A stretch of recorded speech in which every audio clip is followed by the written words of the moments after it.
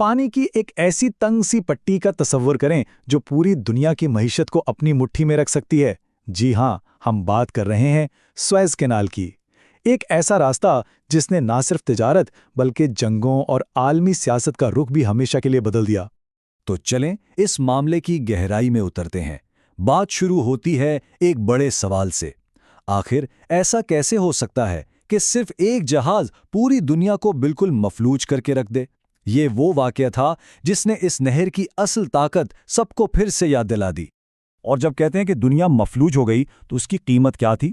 2021 में जब ये रास्ता रुका तो आलमी तिजारत को रोजाना अरबों डॉलर का नुकसान हो रहा था। यहां से अंदाजा होता है कि ये मामला कितना बड़ा था। तो सबसे पहले बात करते हैं उसी वाकये की जिसने सुएज़ कैनाल को पूरी दुनिया की खबरों में सबसे ऊपर ला खड़ा किया। हुआ ये था कि मार्च 2021 में एवर गिवन नाम का एक बहुत ही बड़ा कार्गो जहाज तेज हवाओं की वजह से नहर में तिरछा होकर फंस गया। बस इस एक जहाज ने दुनिया का सबसे बड़ा ट्रैफिक जैम लगा दिया और पूरे 6 दिन तक एक भी जहाज वहां से गुजर नहीं पाया। तो सवाल ये है कि भाई एक जहाज के फंसने से इतना बड़ा बहरान क्यों पैदा हुआ? वजह बहुत सीधी सी है। दुनिया की तकरीबन 12% समंदरी तिजारत सिर्फ इसी एक रास्ते से गुजरती है। तो जब ये शहरक बंद होती है तो पूरी आलमी मायशियत की नब्ज डूबने लगती है। लेकिन इस नहर की कहानी सिर्फ इस एक वाक़े से कहीं ज्यादा पुरानी और गहरी है। चलें जरा वक्त में पीछे चलते हैं और देखते हैं कि ये बनी कैसे थी। इसकी तामीर की कहानी भी किसी अजूबे से कम नहीं। सुएज़ कैनाल की तामीर का काम 1859 में शुरू हुआ और इस मंसूबे की क़ियादत कर रहे थे एक फ्रांसीसी इंजीनियर फर्डिनेंड डी लेसेप्स। ये कोई छोटा मोटा काम नहीं था। पूरे 10 साल लगे इसे मुकम्मल होने में और आखिरकार 1869 में इसे जहाज़ों के लिए खोल दिया गया। तो भाई इतनी मेहनत की आखिर ज़रूरत ही क्या थी? देखिए, इस नहर से पहले यूरोप से एशिया जाने वाले जहाज़ों को पूरे अफ्रीका का चक्कर काट के जाना पड़ता था, यानी हज़ारों किलोमीटर का लंबा और ख़तरनाक सफ़र। सुएज़ कैनाल ने यह सब बदल दिया और एक सीधा शॉर्टकट फराहम कर दिया। और उसको बनाने वालों का विजन भी बहुत बड़ा था। वो इसे सिर्फ पानी का एक रास्ता नहीं समझते थे, बल्कि मशरिक और मगरिब को जोड़ने वाला एक पुल, एक ऐसा गेटवे जो पूरी दुनिया को एक दूसरे के करीब ले आए। लेकिन इस अजीम मंसूबे की एक बहुत तारीख हकीकत भी थी। इसकी तामीर में लाखों मिस्री मजदूरों से इंतहाई सख्त हालात में जबरी मुशक्कत करवाई गई। जदीद मशीनरी तो थी नहीं और हज़ारों लोग बीमारी, थकावट और हादसात की वजह से अपनी जान से गए। तो जैसे ही ये नहर खुली, ये सिर्फ एक तिजारती रास्ता नहीं रही, बल्कि बहुत जल्द ये सियासी और फौजी लड़ाइयों का मरकज भी बन गई। आइए देखते हैं कि ये सब कैसे हुआ। बरतानिया ने फौरन इसकी अहमियत को पहचान लिया। ये नहर उसकी सबसे अहम कॉलोनी यानी हिंदुस्तान तक पहुंचने का तेज तरीन रास्ता थी। तो उन्होंने चालाकी से नहर के शेयर्स खरीदे और इस पर अपना कंट्रोल जमा लिया। यूं ये नहर बरतानवी सल्तनत की लाइफ लाइन बन गई।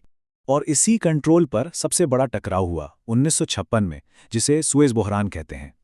हुआ ये कि मिस्र के सदर जमाल अब्दुल नासिर ने ऐलान कर दिया कि नहर अब मिस्र की मुल्कियत है।